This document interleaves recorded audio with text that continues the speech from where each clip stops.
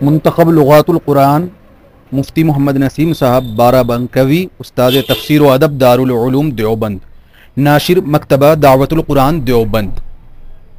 نحمدہ و نصلی علی رسولہ الکریم۔ قرآن کریم اللہ تعالیٰ کا مقدس کلام ہے اور حضور اقدس صلی اللہ علیہ وسلم کا سب سے بڑا معجزہ ہے۔ یہ ایسی مبارک کتاب ہے جس نے سینکڑوں علوم و فنون کو وجود بخشا ہے۔ قرآنی علوم و معارف قیامت تک تاریک دلوں کو منور کرتے رہیں گے۔ قرآن عظیم کے بنیادی مقاصد میں سے اس کو پڑھ کر سمجھنا اور اس سے ہدایت حاصل کرنا ہے۔ اسی لیے اللہ تعالیٰ نے قرآن پاک کے بارے میں ھدی للمتقین اور ھدی للناس ارشاد فرمایا ہے۔ قرآن کریم کو سمجھنے کے لیے الفاظ کے معانی کو سمجھنا ضروری ہے، کیونکہ الفاظ ہی کے ذریعے معانی تک رسائی ہوتی ہے۔ قرآن فہمی کی مبارک کوشش کے سلسلے کی ایک سنہری کڑی منتخب لغات القرآن ہے، جو قرآن کریم کی صورتوں اور آیتوں کی ترتیب کے مطابق ایک مستند اور تحقیقی لغت ہے، جس میں قرآن پاک کے منتخب کلمات کی تشریح اور توضیح ہے۔ الفاظ کی لغوی اور صرفی تحقیق کے ساتھ نحوی ترکیب کا مختصر ذخیرہ ہے اور حسب ضرورت تفسیری مباحث کا گلدستہ ہے۔ یہ ایک ایسی لغت ہے جس سے استفادہ کرنا نہایت آسان ہے۔ بلا شبہ قرآن عظیم کی خدمت ایک عظیم سعادت ہے۔ میں اس مبارک خدمت پر عزیزم محترم مولانا محمد نسیم صاحب بارہ بنکوی، استاد دارالعلوم دیوبند کو دلی مبارکباد پیش کرتا ہوں اور دعا کرتا ہوں کہ اللہ پاک اس کتاب کو قبولیت سے نوازیں اور مؤلف کو مزید علمی خدمات کی توفیق عطا فرمائیں، آمین یا رب العالمین۔ استاذ الاساتذہ حضرت مولانا ریاست علی صاحب بجنوری دامت برکاتہم، خادم تدریس دارالعلوم دیوبند۔ حرف آغاز۔ بسم اللہ الرحمن الرحیم۔ الحمدللہ رب العالمین والصلاة والسلام علی سید الانبیاء والمرسلین وعلی آلہ وصحابہ اجمعین۔ اب سے 4 سال پہلے سن 1426 ہجری مطابق 2005 میں میری کتاب منتخب لغات القرآن جلد اول منظر عام پر آئی تھی۔ اللہ تعالیٰ نے اپنے فضل و کرم سے اس کو مقبولیت عطا فرمائی۔ حضرات اساتذہ کرام نے حوصلہ افزائی فرمائی اور دعاؤں سے نوازا، اور شائقین علوم قرآن نے اپنی پسندیدگی کا اظہار کیا اور جلد دوم لکھنے کے بارے میں بہت اصرار کیا۔ اللہ تعالیٰ کا لاکھ لاکھ شکر و احسان ہے، اس نے محض اپنے فضل و کرم سے جلد دوم کو مکمل کرنے کی سعادت عطا فرمائی۔ اللہ تعالیٰ اس کو قبولیت سے سرفراز فرمائیں، پڑھنے والوں کو اس سے نفع عطا فرمائیں اور مؤلف کے لیے اس کو صدقہ جاریہ اور اجر و ثواب کا ذریعہ بنائیں، آمین یا رب العالمین۔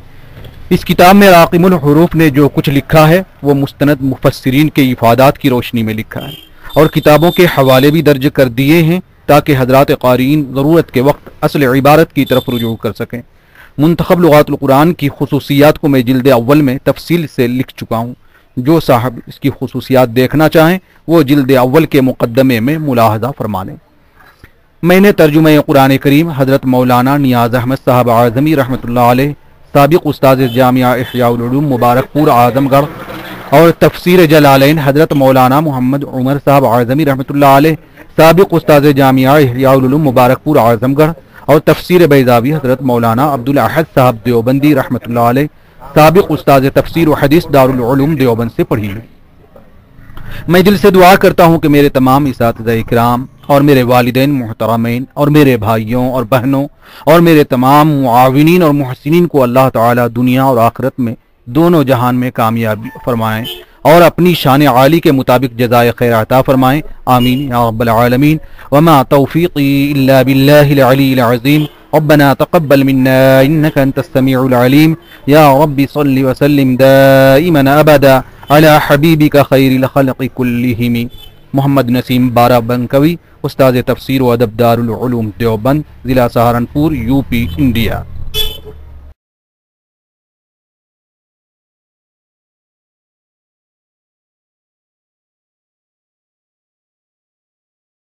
الم اقل، کیا میں نے نہیں کہا؟ حمزہ استفہام انکار کے لیے ہے، اس میں لم کے ذریعہ نفی ہوئی، پھر حمزہ انکار کے ذریعہ نفی کی نفی ہو گئی، اور نفی کی نفی سے اثبات ہوتا ہے۔ اس کا مطلب یہ ہے کہ میں نے کہا لم اقل، باب نصرہ سے فعل مضارع معروف، نفی جہت بلم، صیغہ واحد متکلم، مصدر قول ہے۔ لن تستطیع، آپ ہرگز طاقت نہیں رکھیں گے. لا تستطيع باب استفعال سے فعل مضارع معروف نفی تاکید بلند مستقبل. صیغہ واحد مذکر حاضر مصدر استطاع اور مادہ طا واو عین ہے. آیت نمبر 76.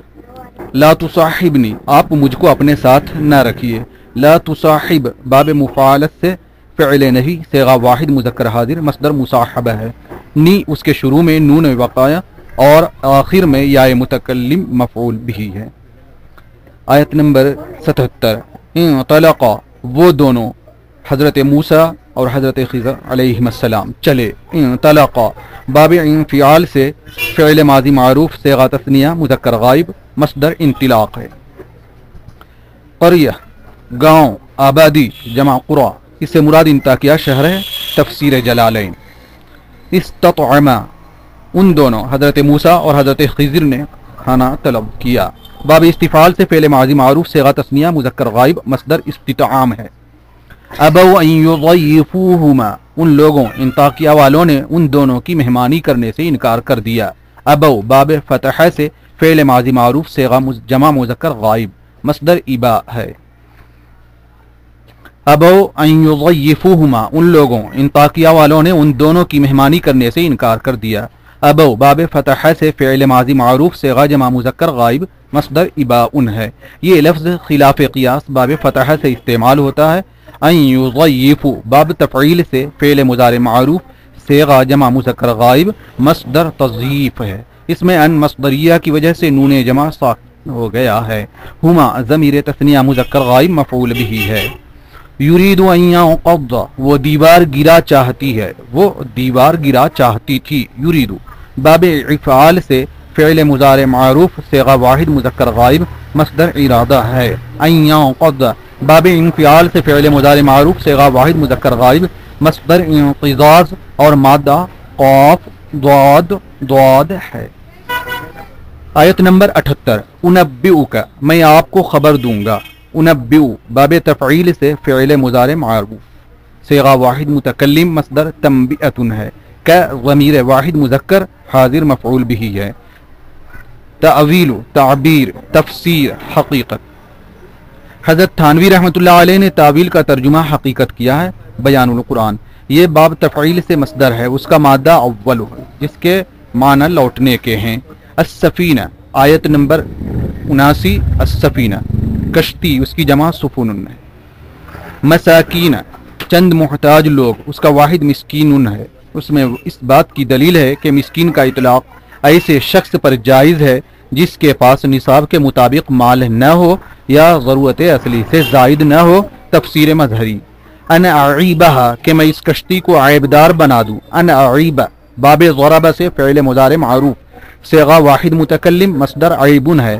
ہا ضمیر واحد مؤنث غائب مفعول بھی اس کا مرجع سفینۃ ہے.